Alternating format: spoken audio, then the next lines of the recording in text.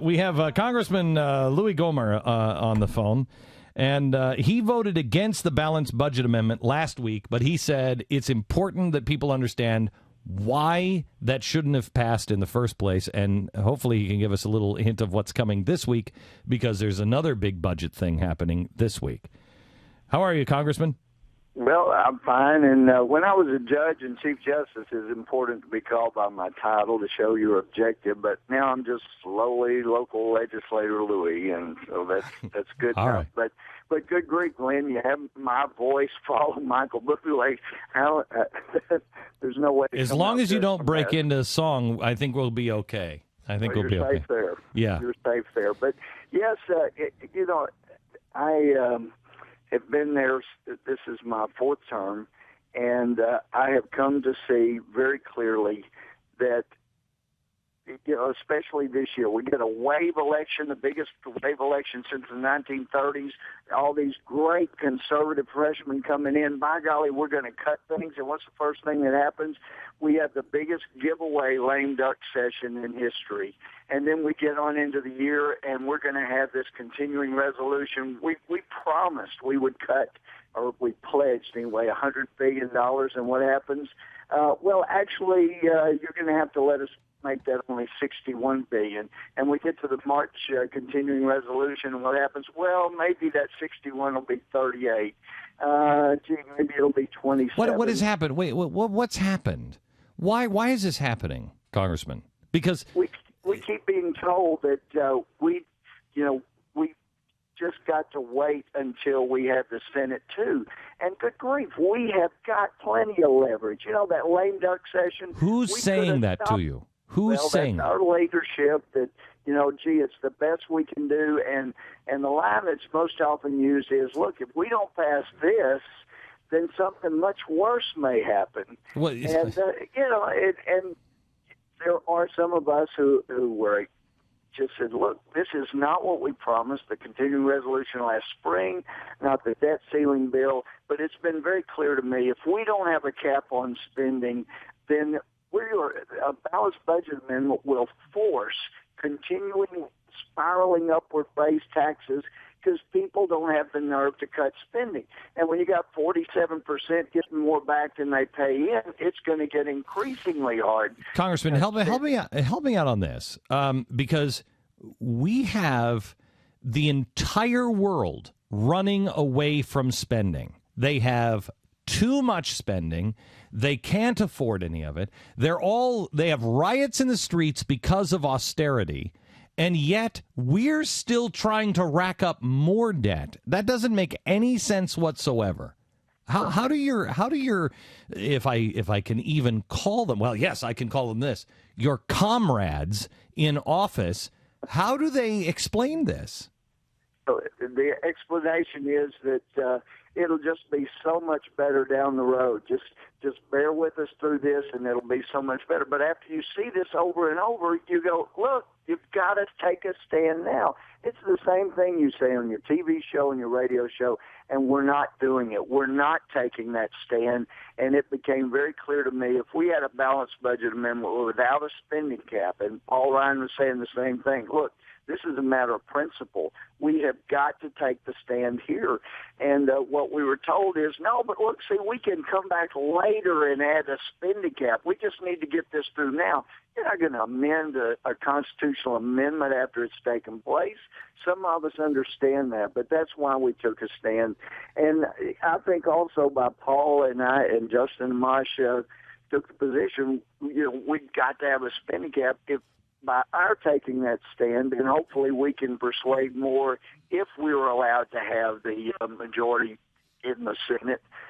Nobody's going to give you, Congressman, you know this, nobody's going to give you guys jack because you guys, some of you have been fighting and fighting hard, and you're one of the good guys. But nobody's going to give you guys jack because you haven't done anything. You haven't done anything. You haven't even taken a stand on anything. John Boehner is an embarrassment to the conservative movement. Well, you will recall the cut cap imbalance. That was a good thing. And the next day, our leadership was negotiating for something different. And I brought this up repeatedly, but our House leadership keeps trying to do is pass something that we think the Senate will pass, because we're told if we don't, it's going to be a whole lot worse. Well, the thing is, the way the process was set up is the House passed what we believe in, which would be getting a reasonable budget that's within our means, and then force the Senate to pass something. We've let them get away with not passing anything over and over again. As you know, no budget for over 900 days, going on 1,000. And then once the Senate passes theirs, it'll go to a conference committee, and we'll have to have a compromise, but then we can go to the American people and say, look, here's what we pass, this is what we believe in. There's what the Senate passed, here's what they believe in. You want a better compromise out of conference, then give us the majority. We haven't done that. You're right, Glenn. We haven't. Can I switch gears with you? And I hate to do this because I'm not sure if you are up on this, but there's a story now that is starting to circulate, and I saw it last night and had my researchers work on it last night. And I do not believe this bill says this. It is loaded with stuff that I would never want to see passed. But it is a disturbing spin on this story now on the Business Insider. Again, I don't read this bill the same way, and neither do my researchers. But the ACLU is saying that there is a new bill that is being debated today on the floor of the Senate and has been drafted behind closed doors by Senator Carl Levin. How do you say his last name? And John McCain. And it is the, the National Defense Authorization Act.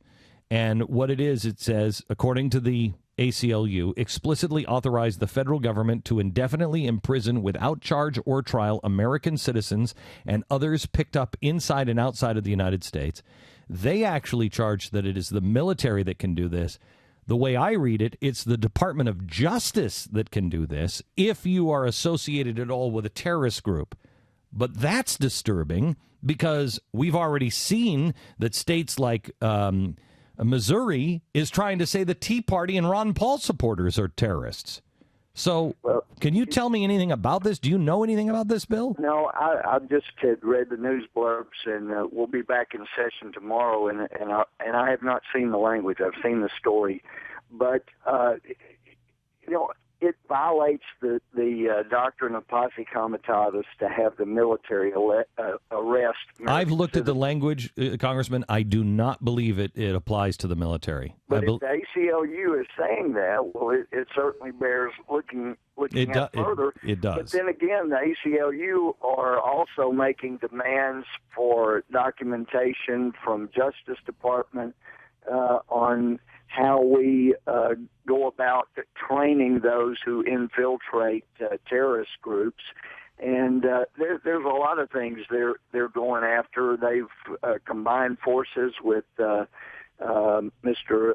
Albiari, who Napolitano put on the Homeland Security Advisory Council, gave him a secret clearance, and he used that a few weeks ago to access classified documents and try to provide them to Newsweek. So there's a lot of things that are going on that we'll need to talk privately before we go public.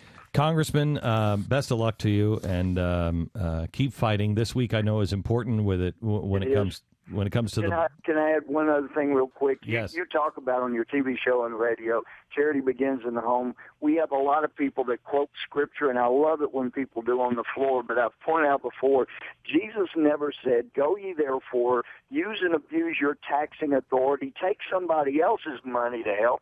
He said, you do it with your own money, and the best example is what Zacchaeus did after he met Jesus. He went and cut taxes. So we are supposed to provide for the common defense and create a protected country, according to Romans 13, where people are free to help the poor and needy, but we as a federal government are supposed to provide for the common defense, and we haven't been doing it, but I appreciate you educating all of us, and thanks so much, Glenn. GBTV, the truth lives here.